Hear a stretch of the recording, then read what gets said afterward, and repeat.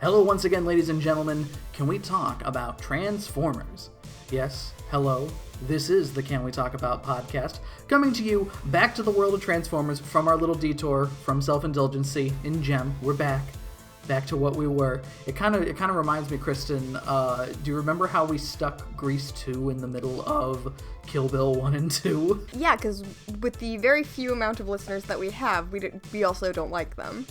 So that's how we treat them. It's a joke we played on maybe 3 people, if that. So whatever. So yeah, we took a nice little sabbatical before, the climax of a 3-part series, but that's just how it goes. Also, this one wasn't us being a dick. This was, shit, our 100th episode lands right in the middle of a 3-parter. Whatever. I shall return. My name is Joe. This is the biggest CD I've ever seen. I'm Kristen. And we are watching Transformers Generation 1 via Tubi, which is a free streaming service with intermittent commercials, one of many streaming services out there, but you don't need to make an account or anything for Tubi, which is nice. It doesn't judge me for being like, I watched this Transformers episode already, but I don't remember what happened, so I need to watch it again real quick. Kristen, have you been watching anything fun on the various many streaming platforms that are available to everyone in the internet at large? Oh geez, it's been a while since we've recorded, so I've slowed down a little bit, but there was a period of time between September and October, that transitional period, where I was watching an absolute shitload of Naked and Afraid on Hulu.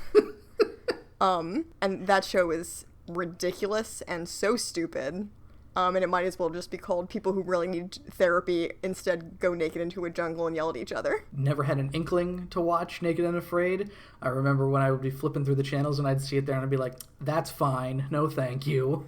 We started watching a little bit of it in our hotel room at the last con that I was at. People were like, oh damn, Naked and Afraid is on. I was like, I've never even heard of this. And then by the time we were done with 2 episodes, I think, I was like, this is my new favorite show. And just every so often you watch it and you think, why are they naked?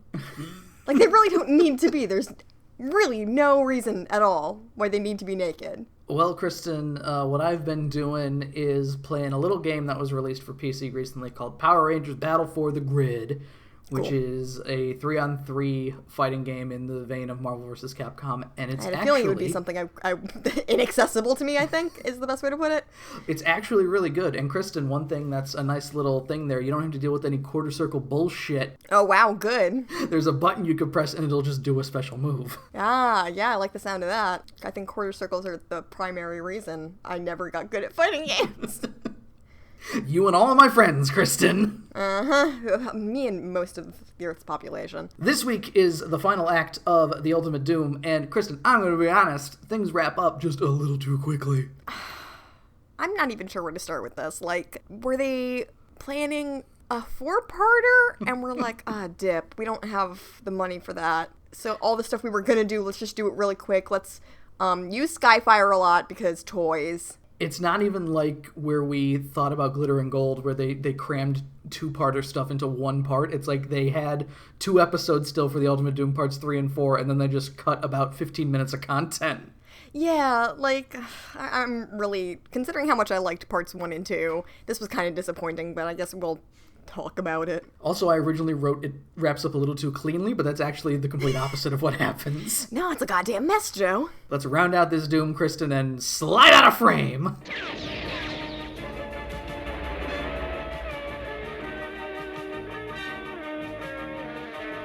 The Transformers, more than meets the eye.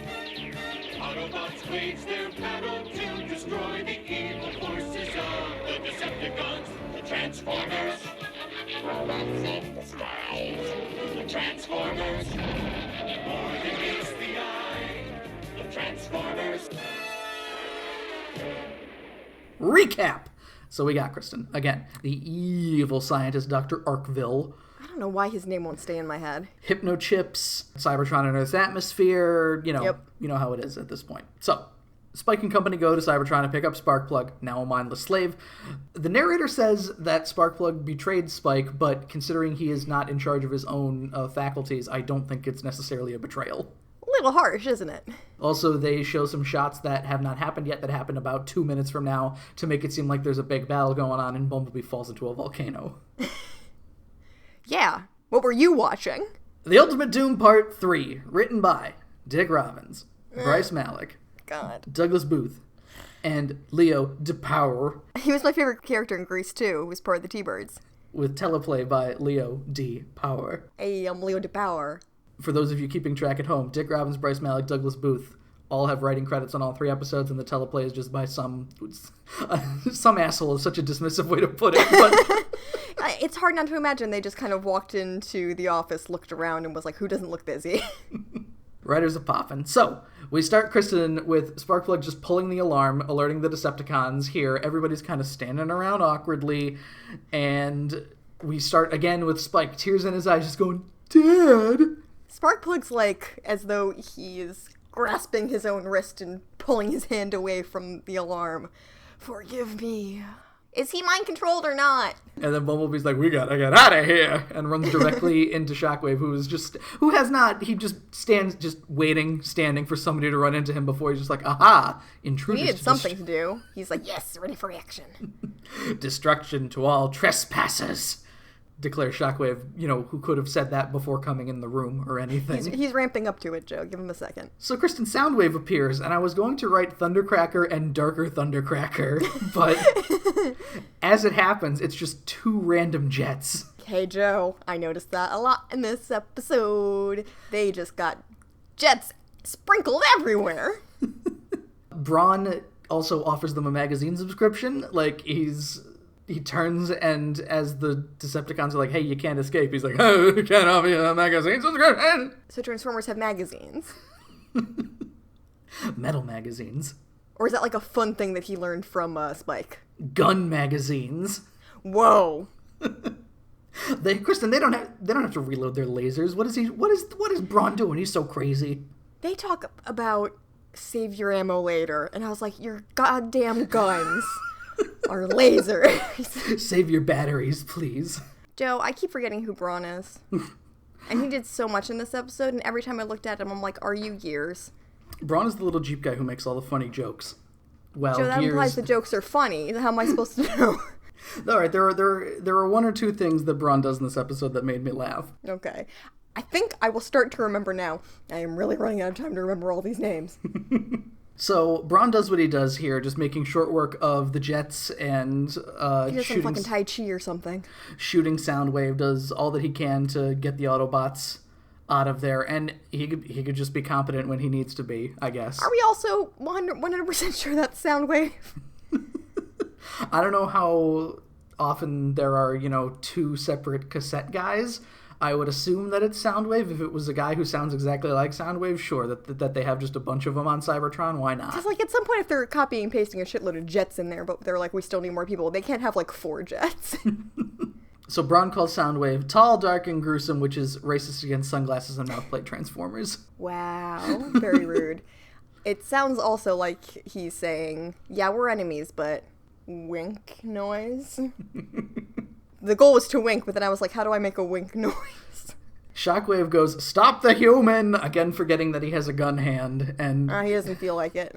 Sparkplug body blocks the exit here. So do you think that Shockwave has just been so long since he's interacted with groups of people that he just doesn't know what to do? He just screams. He's just like, I don't know! He freezes up. Someone else do it! Ah! I've never seen a human before! Ew, ew, ew! I was supposed to buy him food, I don't understand! Megatron, help! Sparkplug body blocks the exit here, and Spike, again, starts getting weepy, and... Just tackle him! Shockwave finally gets off his fucking stupid purple ass here, and fires at Spike, but Brawn takes the blast. And he's fine, so we don't even need to worry about that, really. Brawn picks up a girder, which Shockwave promptly melts, and... Joe, you know what this episode doesn't have enough of? Explosions? Weird, stupid little fights. Well, I really feel like there should be maybe 10 more. Everybody's cornered at this point, and then the wall blows up as Skyfire, Wheeljack, and Trailbreaker arrive here, and it's just like, hey, the cavalry's here. Ha-cha-cha. What else were they doing? They were waiting. Remember, everybody fell in a trap door, right? And they were just kind of hanging out on the surface, just putzing around, I guess. Until they can make their dramatic entrance. Okay. God, Joe, I'm so sick of Skyfire. Skyfire does not act... Kristen, I listened to the Fire in the Sky episode earlier today, just not even for a frame of reference, just because I needed something to do while I was making furniture. And it is so... Skyfire is a completely different character at this point. He's just another Autobot. He's just annoying. I guess we didn't even mention that you now live in a different state. Live in Orlando. Good for me. Yeah, the great state of Orlando. The great state of Orlando. And I guess just to wrap up life things, I also got a job, so my horrible brain-numbing unemployment sadly is coming to an end soon. Oh darn, you're not gonna be as crazy anymore. I know. It's too bad. I'm not going to be able to fall asleep while watching Forensic Files as often, which invades my dreams and just makes me weirder. So Skyfire starts pinning down the Decepticons with fire here, which allows the rest of them to escape, and Shockwave goes, "You'll never escape!" as he turns into his gigantic, normal-sized, Transformer-sized rifle, pistol, space gun thing. He looks like a speed gun. And he blows it in like a bigger hole in the wall, and Skyfire is just like, well, I can leave now, thanks, buddy. See you later. My favorite thing, maybe, is that it ends up not really doing much of anything, but Soundwave pushes the crotch button. Why do they have the buttons down there to begin with? Well, Kristen, it doesn't help when Soundwave thrusts his Robo-Dick at the screen before pressing the crotch button. Swing! So apparently that's an alarm he has down there. Yeah, he has. That's how he calls for backup, which... Dude, I wonder, that must be how he also calls for HR. Anybody touches there, just immediately Mirage comes out, and he's just like, wait a minute, buddy. Absolutely not. So we get a transition. Starscream Thundercracker-colored jets are hanging out guarding the door, and it gets... Yep, we see the door from the outside. I'm like, hang on a second. What's Starscream doing there? Oh my god! Getting blown up is what he's doing there. That's why I'm so lucky there's so many Starscreams out there, because he just keeps getting his shit kicked in. So the Autobots all drive off here. Some laser towers are firing at them, and Thundercracker and Darker Thundercracker show back up here. And Skyfire continues to be super hilarious scientist man who's not interested in war at all. And he says, "Butt out, deceptive bum." Whoa, double ass reference there. I guess he was friends with Starscream. Starscream used to say that all the time. And he just shoots them and they blow up, I guess. We get some generic Decepticon cars that give chase. We don't even see the robot forms of these. They're just like weird future police car looking things, essentially. Nope. So Wheeljack's lab happens to be nearby. Kristen, do you remember Wheeljack's lab from Divide and Conquer? Yeah, and I know it didn't look like this thing. No, it did not! Uh-huh. We transition inside the lab here because they all just kind of hide and the cars go past, so... Going back to our favorite device of transitioning into just the thing that was going to happen next. I put in here, Spike gets to enjoy the stuff that Chip Chase already got to see, but as you pointed out, Kristen, this is a completely different place. So yeah, maybe Spike does feel... Well, I guess he doesn't know what Chip saw. Do you think he's still just a little bit like, wow? I mean, I guess Chip saw this already, so you don't really have time to explain it to me. I'm the second human that got to see this. Wow, cool. You know what? Sparkbug's probably been there too. I bet you can work miracles in here, says Spike. And Wheeljack gives the, I'm gonna have to, Rodney Dangerfield. Yeah, they also say, like, oh, it's got all the comforts of home as long as you don't mind living in a factory, or something stupid like that. And there's literally nothing in there. These robots cannot stop quipping, Kristen. They can't. It's a really big problem this episode in particular. But yeah, there's some computer screens. That's the other reason. I think that's the main reason I knew it wasn't actually Wheeljack's workshop, because there was stuff in Wheeljack's workshop. There are bits and bobs and things. So they need to find out what the Decepticons are doing here, and Bumblebee hands over a big laser disc. He spits it out of his mouth, and he's like, I found a thing. And as soon as he puts it in before the screen is even turned on, Wheeljack goes, mind control. Of course. Mind control, Kristen. It's a very, very bad thing that will hurt many people that are good. Which is why I like it. The Decepticons think it's great because it's so bad. Joe! Yes. What's going on here?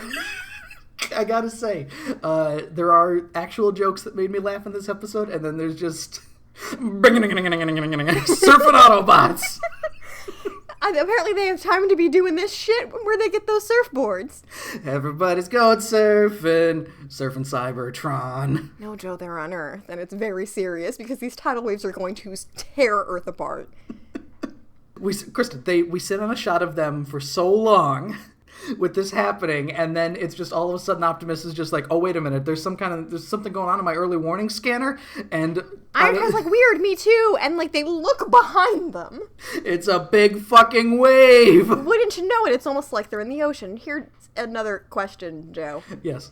Where are they going that they're surfing over the ocean, unless we're meant to believe that the tides have become so colossally fucked up that that's just what Utah looks like now? Unfortunately, Kristen, we have joined this in meteor res, and we have no idea what the fuck is going on. We don't know how they decided they were going to start going to the base that they're going to, how they found out the Decepticons were there. They're just assuming things are going chill on Cybertron with the B-Team, and Optimus was like, I'm bored! Get me a surfboard!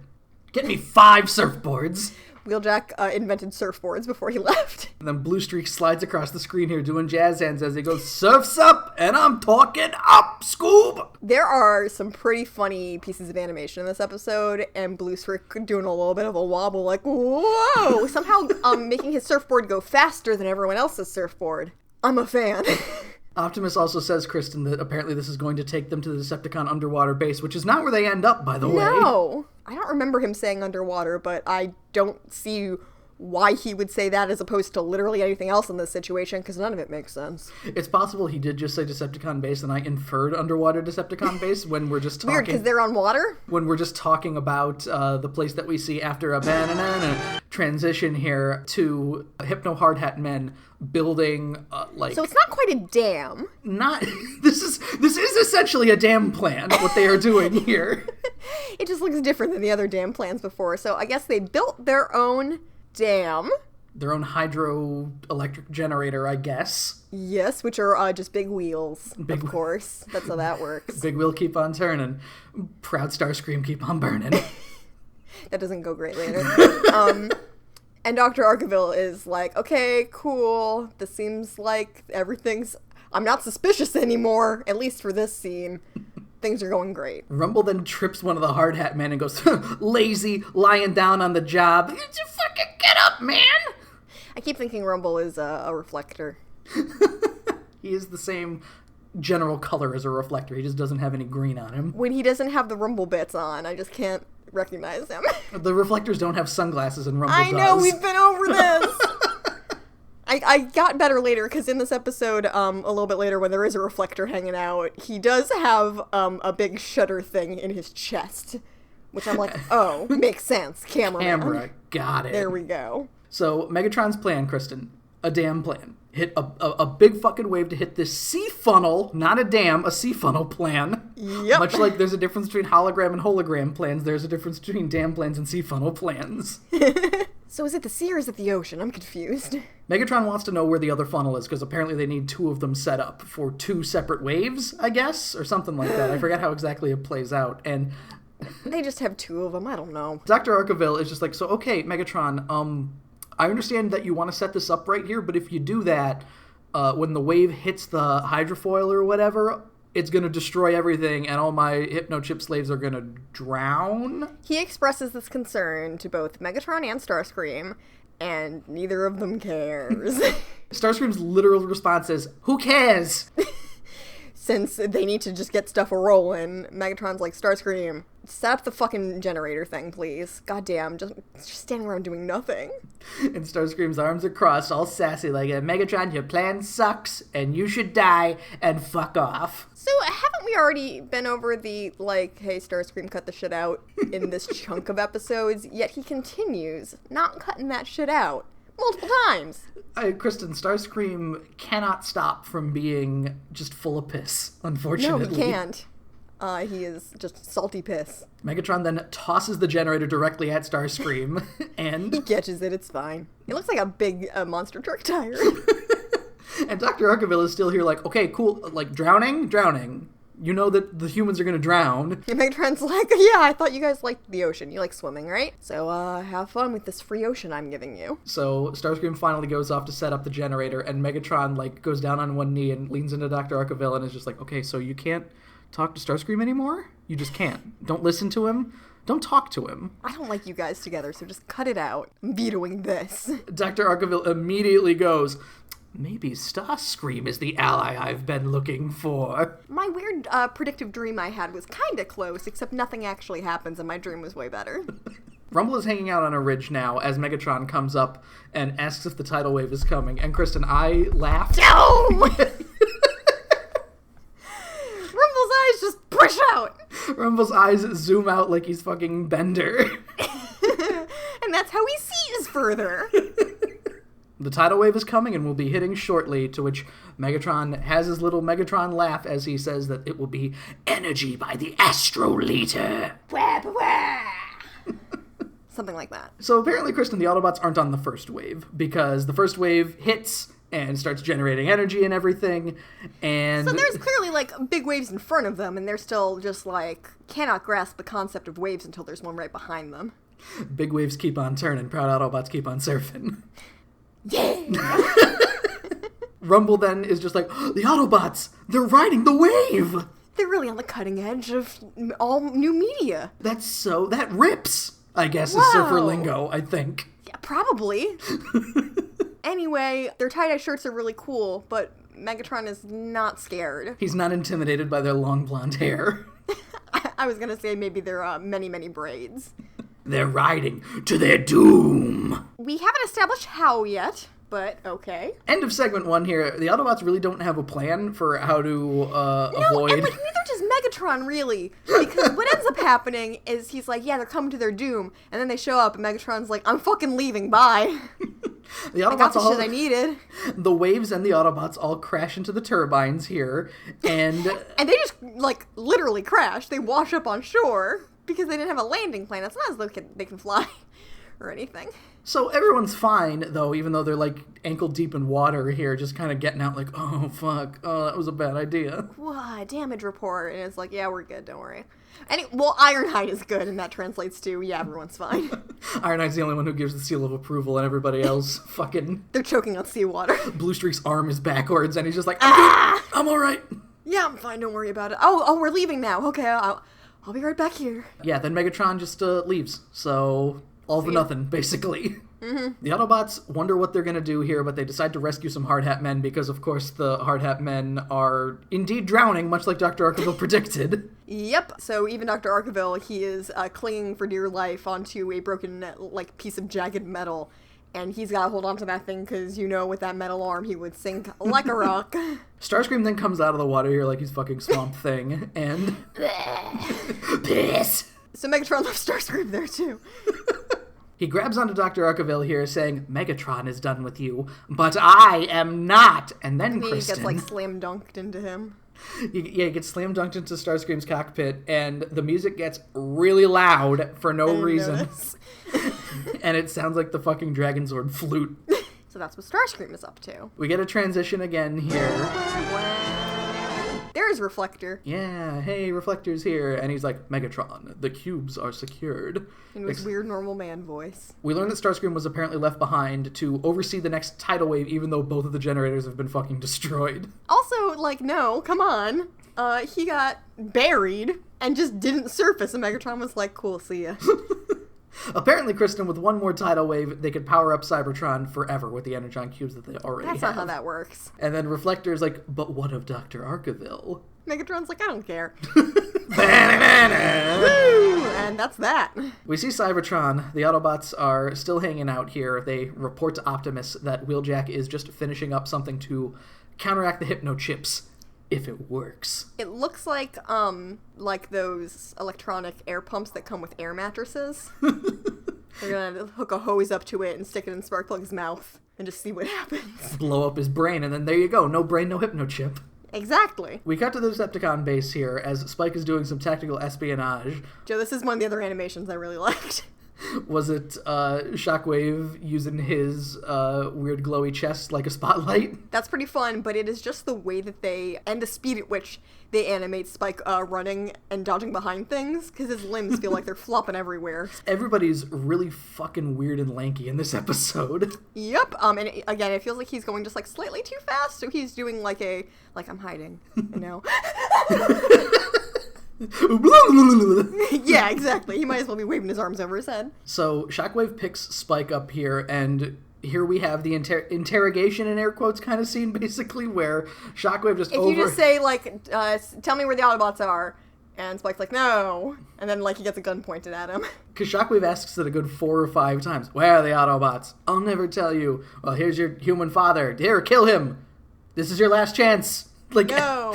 Like, Shockwave orders for Sparkplug to, who is here, by the way, Sparkplug's just here, has a gun. He just lives there now. Has a gun and is ordered to kill Spike, and then, after being ordered to kill Spike, Shockwave again goes, all right, this is your last chance. You should have just known that what I was saying was threaten him with the gun, now let's give him one more chance. Find him yourself, laser breath. Was this, like, part of the plan, Joe? Did he get caught on purpose? I do not know, because it very easily could have ended with Spike being shot by his father. Yeah! Also, why didn't any of the Decepticons just go look?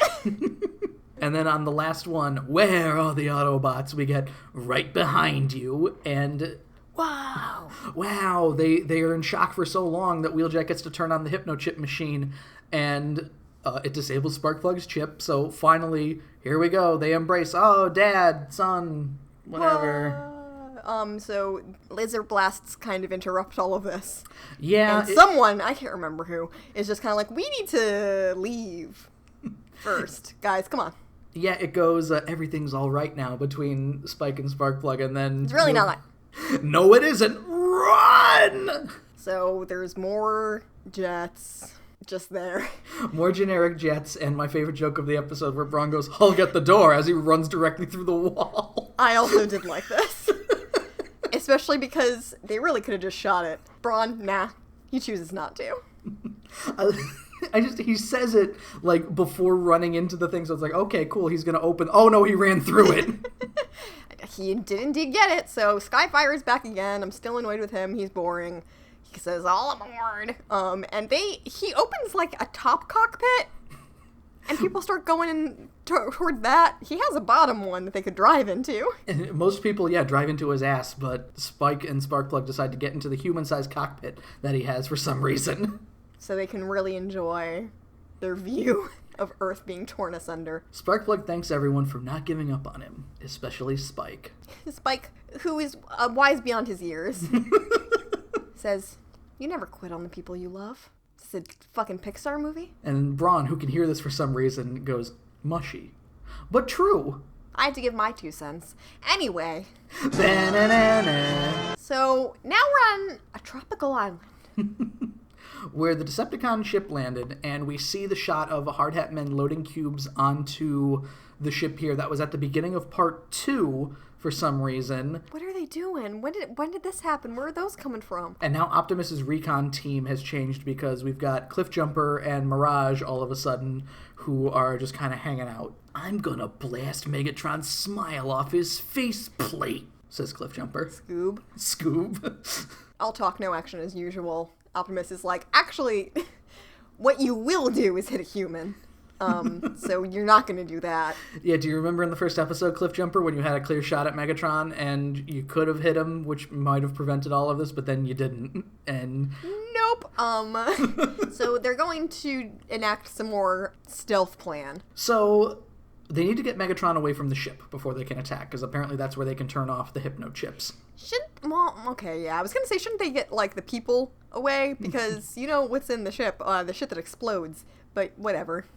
Mirage is here, and some weird things happen. I don't know if this is just the Rhino DVDs, Kristen, where when we first see Mirage, he is, like, blotted out in black and white, and then in the next shot, he's at 50% opacity in black and white, which is pretty much to show off that he's invisible, so... We don't have time to talk about this and reintroduce this concept, just keep going. Megatron's like, all right, so we're almost there with all of the cubes and things. Can I command the slaves to work faster? Can they work faster, please? Unfortunately, it seems like Dr. Arkville was the only one who could lean into his little microphone and go faster. Off to the side. Now, one of the big things... Joe. Before we get there, Kristen, one of the caveats was... Optimus being like, I don't know if this is going to work. It's going to be really hard to get Megatron away from the ship. And the only reason that they move away from the ship is because of what we see here. Kristen, please. Joe, I really thought that this was some kind of distraction because Dr. Arkville and Starscream are having a little powwow like, within sight distance like not of the Decepticons. They didn't stay at the dam. Starscream decided to regroup with the Decepticons before trying this plan. And he was talking out loud saying, all right, so Dr. Arkville, there's a fucking problem, and it's that I can't get any energon from just your puny brain. So this isn't going to work. Starscream needs a power source to lead the Decepticons, he says, and his thought process is, human got big brain. Maybe if I try to turn brain power energon... Yeah, that should work. Yeah, that should be fine. I mean, I feel like I'm halfway there, so I'll just figure the rest out. So, Joe, this was so stupid, I seriously thought they were trying to distract Megatron on purpose. No, Starscream's just an idiot, unfortunately. Yeah. And Megatron rolls up and he's like, hey, dipshit.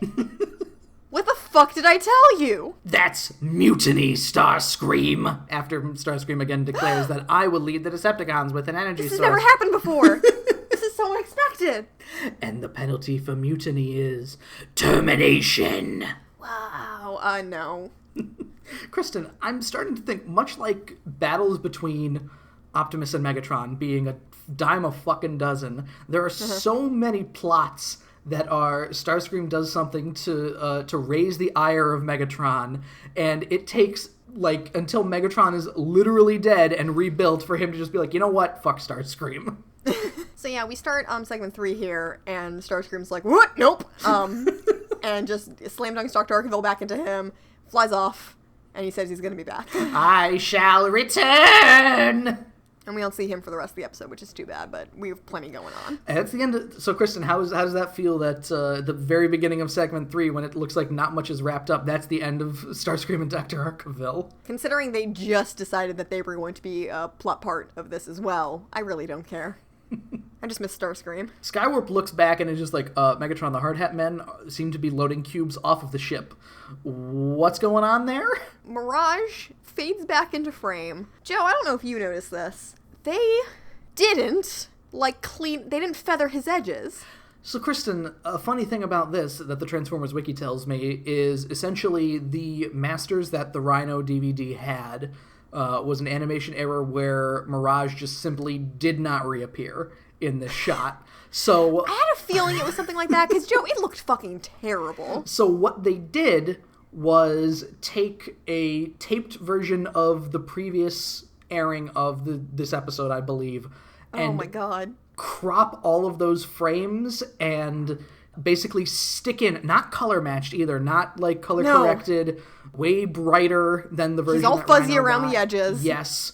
And just slapped it on top of the frame, which was what you could call a quick fix, Kristen. Yeah. Certainly not the cleanest looking thing they could have done, but oh man. I would have preferred it if they were like, no, that's just what it looks like when he decloaks.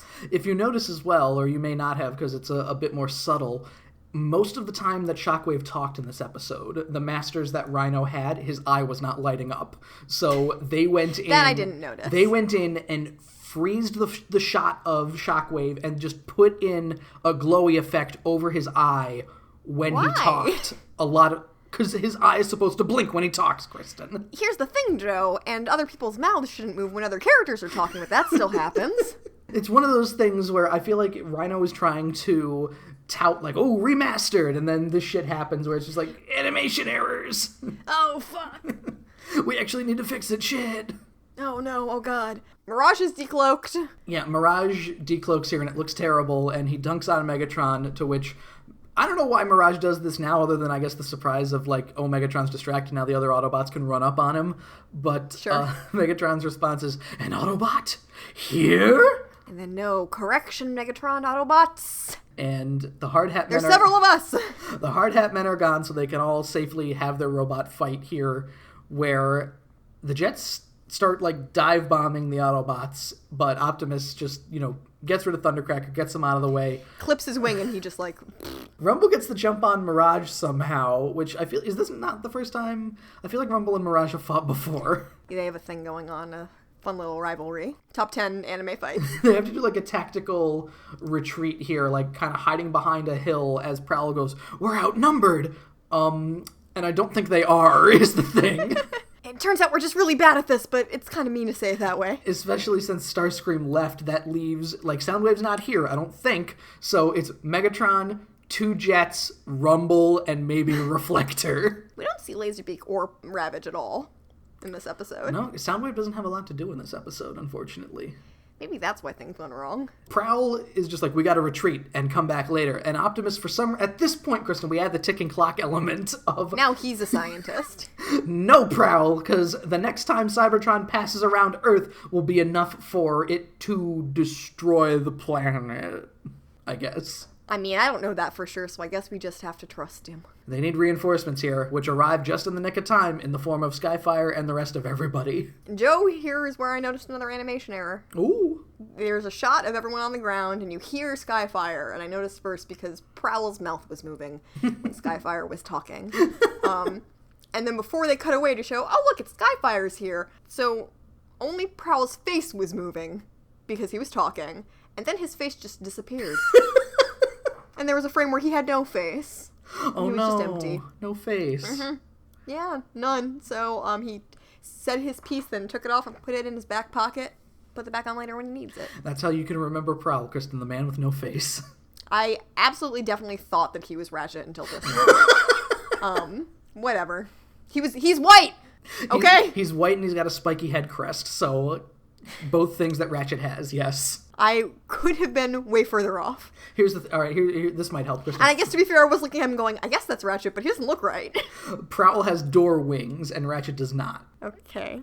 We'll see how long that stays in my head. Not an astrosecond too soon, they remark, as Wheeljack leans out of Skyfire here and goes, it's Independence Day! And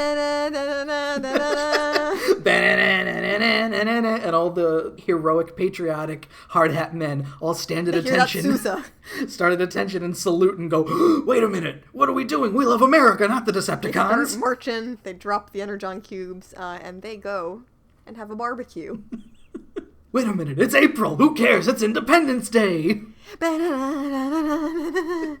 Megatron transforms here and lands a glancing blow on Skyfire, which allows him to land, and everybody safely piles out where Skyfire goes, save Megatron for me!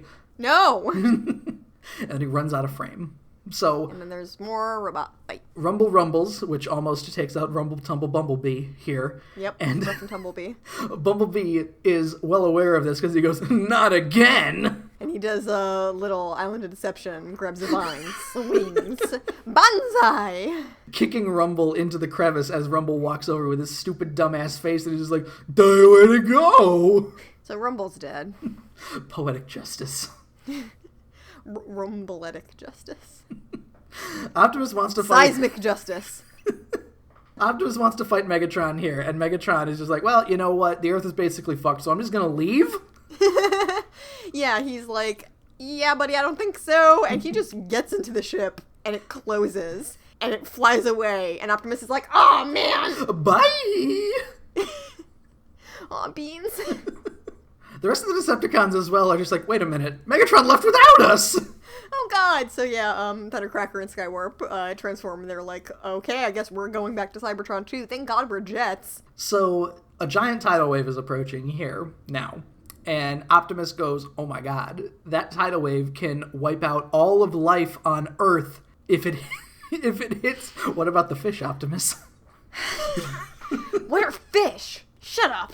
It's a genocidal tidal wave, a genotidal wave. Not bad. Spike has a plan, though, Kristen, and... Of course he does. Spike, whom cares about the fishes? They gotta Spike, who speaks for the fishes? They gotta... Lorax. They gotta knock Cybertron out of its orbit. Out of Earth's orbit, I guess. Do you remember, Joe, in the last Ultimate Doom episode, I asked you, man, I wonder how they're gonna fix it. And Kristen, they choose the dumbest way possible. Yeah, I would say they don't fix it at all, actually, so I guess I'll just have to stop wondering if Cybertron got slingshotted back to where it belongs. Because there's really no way of answering. I guess it gets there eventually. I don't know, we'll see. Eventually, everything just aligns properly, and it goes back into its little space crevice. Ah, home sweet home. So, Spike hoists up Optimus's ion blaster here, like he can actually do something with it, and... You know, he throws his shoulder out, definitely. Again, his robot shoulder. Ah! Prowl has big anime horns on his helmet for some reason, as he's just like, it would take a massive explosion to do that, and then everybody all kinds of looks at each other and goes, Wait a minute. Oh shit! Megatron's ship has a bunch of energon cubes on it. Yeah, Spike manages to shoot the big gun. Nothing happens. And everyone else just follows suit. Somewhere off frame, Optimus is like, please give me my gun, and takes it back. So they all just kind of start aiming at Megatron's ship, which is still within firing range. And it begs the question, Kristen, why did Optimus and company not start firing at Megatron's ship as it was leaving? Here's another question, Joe. Yes. So the kickback from the explosion is enough to Cybertron way, way far away. It doesn't seem to do literally anything to Earth. Just about to say, yeah, that's pretty much how I view it, is would this not also cause, like, destroy the ozone layer or something? Like, some sort of negative effect of having a big... Level some mountain, don't you think? Futuristic explosion in the lower atmosphere. Just knock, I don't know, Alaska off of where it is next to Canada and just start floating away. Something. They blow it up. The ship explodes pretty easily, and we see some shots that are just... We did get a shot of Megatron like, fuck! Basically reused animation here of Earth being all rumbly before it cuts back to Spike going, look, it's working! And Kristen, is this another piece of animation you liked in this episode? I didn't notice this one. Cybertron, we see it just go, whoop! Just... There I go! Sliding directly out of frame and just... Sayonara! Cybertron leaving just diffuses the tidal wave completely. Just whatever. Everything just is back to normal, I guess. And Bumblebee goes, aw, shucks. I was hoping to try out my boogie board. Aw, and Brawn's like, me too, little buddy. Me too. So, like, no one died? No. No one at all? No, we're good. Everybody's fine. Everybody's all good. We did a head count and yeah, no one died. Not even of old age during this period of time. We do a transition here. Wait, we didn't go anywhere. To the exact same spot. Spike recaps everything here. Just, not bad for a day's work. I got my dad back. Cybertron's out of Earth's orbit. Earth is safe. And Megatron's destroyed. I mean, he was in the ship when it blew up, right? There's someone who would refute that, and his name is Pessimist Prime. How I wish I could believe that, Spike. And he's right, because we cut to Megatron, who's just floating in space, because he's a robot, so, like, whatever. And he says, again, I will be avenged, which he said before, and we had problems with previously. Not dead. No, and, like, by whom does he think? Starscream? And that's it, Kristen. That's the end of the episode. Oh, man. That was the Ultimate Doom, which... Kristen, I had revealed previously that Dr. Arkeville is going to show up in the next episode here, which, Countdown to Extinction might end up being the Ultimate Doom Part 3.5. I will be curious if it has literally anything to do with any of this shit besides just Dr. Arkeville being there. My hopes aren't high! As we close the door on the 3-part Ultimate Doom series, Kristen, how do you feel about it overall? Does Part 3 weigh down Parts 1 and 2 to the point where you're just like, oh... It didn't ruin it. I did still enjoy the first and second episodes quite a lot. You know I'm a big fan of just very stupid drama. So I got to see Spike cry a lot, which was fun. Kind of wish Chip Chase were involved in this somehow, but that's a different problem. It would be nice. He could have helped, like... Is Chip Chase going to show back up before the end of the fucking season? I'm not sure. I think so. I think he does. I would certainly hope so. They got to make a decision, though, Kristen. The writers do, I guess, where is Wheeljack going to be the inventor brain man, or are we going to roll Chip Chase in here and have him be the guy who's just like, oh, wait, I know how to deal with the hypno chips? I mean, you say inventor guy, and Spike's, like, thing is still just like, no, this thing that you didn't even think about. Just do it. That's its own form of inventing. Inventing courage, ideas, overcoming disabilities. Never really disabled, as long as you have courage, as we all know. Yeah, absolutely. And Spike traffics in courage. The Autobots had a lot of courage in this episode, so it means that they were able to save Earth from being disabled. Joe, Transformers have boogie boards? I wonder if this is just one of those things where you're writing dialogue and you don't realize that... Like the magazine subscription thing. Like, there's no way that... If you're writing for a TV show, shouldn't you be thinking, though? Kristen, it's the 80s, and who cares? I do. In 2019. Now's the point in the evening where I'll list off all of the fun contact things where you can find us. You can follow us on the Twitter machine at cwtapod. You can follow me at Octopus, which is AWKTAPUS. You can follow me at FunnyGirlTM, like trademark. You can find us on the Apple Podcasts, on the SoundCloud, on the Stitcher Radio, on the YouTube even. Leave a rating, give a review, do whatever you feel like. You can also drop us a line, cwtapod@gmail.com, where you can tell us all about how to properly knock a satellite in your atmosphere out of its orbit, and where to find human-sized silencer pistols on your robot planet. And you can also check out my new podcast solo project, ASMR Relationships, the podcast equivalent of listening to gossip that has nothing to do with you. I am on a little bit of a hiatus right now because, unfortunately, as I said, I am employed again. And it turns out, hey, Joe, big ups really quick for us previously having a weekly podcast, because it turns out that's hard. But it is not dead. I'm going to continue it, just definitely on a I have time for this now basis. But you can find a link to it in the episode notes. Follow it on Twitter at Reddit Gossip. Give it a listen. It's still chill, zen fun. Yeah, and next time, as stated, is Countdown to Extinction. Kristen, I had assumed this was a Dinobots episode given the name, but as we know, Dr. Arkeville shows up here. It's about the extinction of humanity, actually. Isn't that technically what all these episodes were about, too? So the Ultimate Doom Part 3.5. Get ready for it. I'm really not excited now. For the Can We Talk About podcast, my name is Joe. I'm Kristen. And join us next time for Extinction! Extinction's in the mail.